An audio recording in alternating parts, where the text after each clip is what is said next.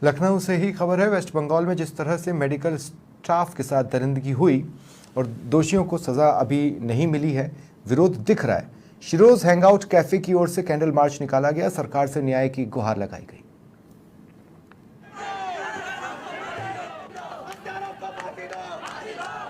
इस बच्ची की ऑन ड्यूटी हत्या हुई है। इतने रेजिडेंट्स, हम लोग भी उस फेज से गुजरे हैं। रात में 2 बजे ड्यूटी करके आए हैं, 1 बजे ड्यूटी करके आए हैं, 3-3 बजे सुबह उठ के आते हैं। 36 घंटे 48 घंटे यानी कि 72 घंटे भी ड्यूटी हम लोगों ने करी है। और उस समय अगर जरा सा 2 मिनट कोई बच्ची रेस्ट करने गई हो, उस समय आप इस तरह से करें, ये एक बहुत बार्बरिक, जैसे कि बहुत निर्मम, इनको तो शब्द नहीं है बयान करने के। एक रेजिडेंट डॉक्टर के साथ जो कि बेचारी 36 घंटे तक काम करने के बाद रात को 2 बजे अपने सेमिनार रूम में सोने के लिए गई और उसका जो हम लोग के पास रिपोर्ट आ रही है, उसका वहशी दरिंदों ने उनके साथ बड़ा ही अमानवीय कृत्य किया। ऐसा कृत्य किया जिसमें कि रीढ़ की हड्डी भी टूट गई है और जो पोस्टमार्टम की रिपोर्ट है वो भी ये कह रही है कि यह कृत्य किसी एक या 2 व्यक्ति ने नहीं किया है बल्कि सामूहिक किया गया है। उसके बाद उसके माता पिता को उसका शव देखने नहीं दिया गया है। अगर सरकार वहाँ की इन दरिंदों पे एक्शन ले लेती तो ये चीज़ें इतनी नहीं बढ़ती। बहुत ही भयानक क्राइम है सबसे पहले तो, और लोगों का स्टेटमेंट तो ये भी आया है कि जब डॉक्टर के साथ रेप हुआ है तो डॉक्टर्स को ये प्रोटेस्ट निकालना चाहिए था। एसिड अटैक सर्वाइवर्स क्यों निकाल रही हैं? तो ये स्टेटमेंट मैं देना चाहती हूँ कि एसिड अटैक सर्वाइवर्स, ये जो स्ट्राइक है, जो मार्च हम ये कर रहे हैं, इसलिए हम कर रहे हैं कि जो इनकी जान बचाई है ना, वो उन्हीं डॉक्टरों की वजह से बची है।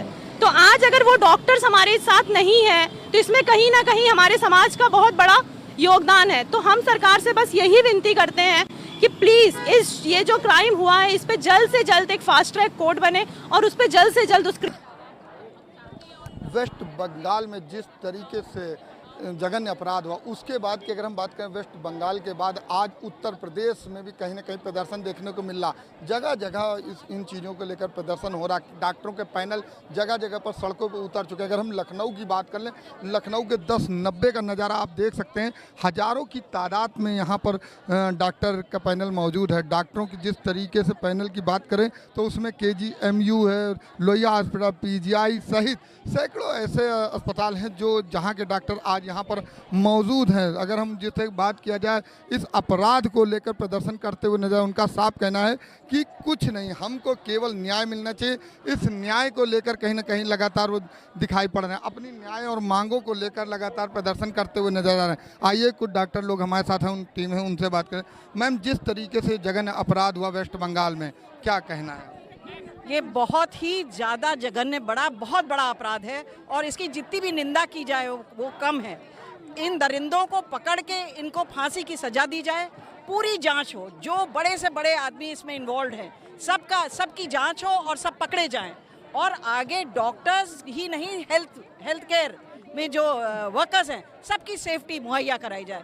इस देश में डॉक्टरों की ऐसे ही इतनी कमी है। अगर इस तरीके से आप लोग अपने हेल्थ केयर वर्कर्स को ट्रीट करेंगे तो ये डॉक्टर एक दिन आएगा कि ये देश डॉक्टरों के लिए तरसेगा। कोई नहीं 24 घंटे 36 घंटे ड्यूटी करेगा अगर हमारी ही डॉक्टर अपने ही कॉलेज में सेफ नहीं है। शर्मनाक है, शर्मनाक है। आपकी अगर अपनी बेटी होती तो आप क्या करते? आप उसके बारे में सोच के देखिए कि इतनी दरिंदगी, और उसके बाद सरकार ने उसको छुपाने का प्रयास किया, उसके बाद उसके साक्ष्य मिटाने का प्रयास करा गया और अब कहा जा रहा है कि CBI की जांच करवा लीजिए। इससे शर्मनाक और कुछ भी नहीं हो सकता है। और शायद जब वो देश जो कहता है बेटी बचाओ बेटी पढ़ाओ, हमारे देश में बेटियां सुरक्षित कितनी हैं ये आप देखिए। और ये हमारा जो मोदी जी ने हम लोगों को कहाँ ऑल ओवर इंटरनेशनली हम लोग कहाँ पहुँच गए थे, आज एक इतने शर्मनाक कृत्य से शायद हम उतने गड्ढे में गिरे हैं, इतने गर्त में पहुँच गए कि आप लोग वो सोच भी नहीं पाएंगे कि जो उन्होंने 5-7 साल 12 साल में जो उन्होंने हासिल किया, हमने एक क्षण में गंवा दिया। और इसके लिए बंगाल सरकार को जवाब देना पड़ेगा।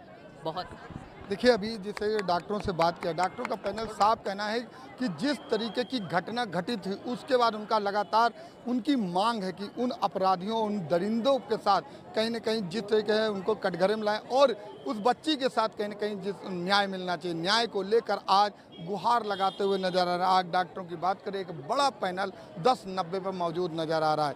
वीडियो जर्नलिस्ट लतीफ़ के साथ मैं जय त्रिपाठी, समाचार प्लस, लखनऊ।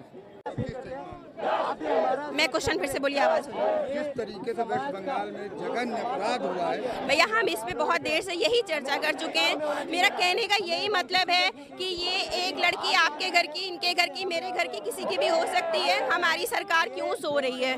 क्यों हमें न्याय नहीं दिला रही है? क्यों हम अपने बच्चों को, आज कहीं ना कहीं आपके अंदर डर होगा कि मेरी बेटी भी तो बाहर जाती है।